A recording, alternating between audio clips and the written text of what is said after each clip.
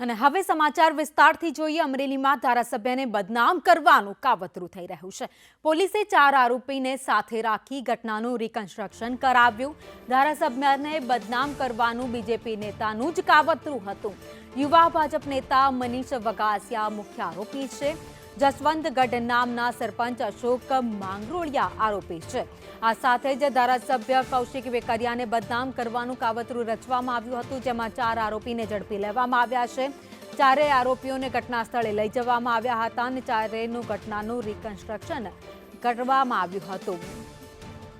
તો Amreli cyber crime local crime બ્રાન્ચની ટીમો સાથે રહી અને પ્રથમ સાયબર ક્રાઇમ ઓફિસ પહોંચી હતી। ત્યારબાદ મુખ્ય આરોપી મનીષ વગાસિયાની ઓફિસ પોલીસે આરોપી પહોંચી હતી અને ત્યાંથી તેની ધરપકડ કરવામાં આવી હતી।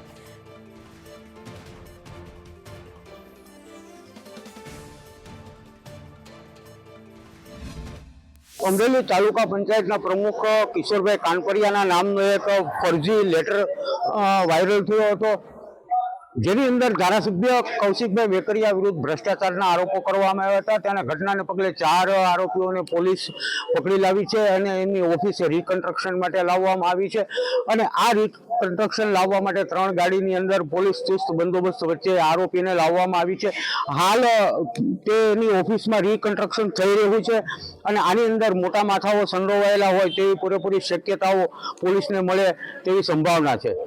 સૂર્યકાંત ચૌહાણ, સંદેશ ન્યૂઝ, અમરેલી।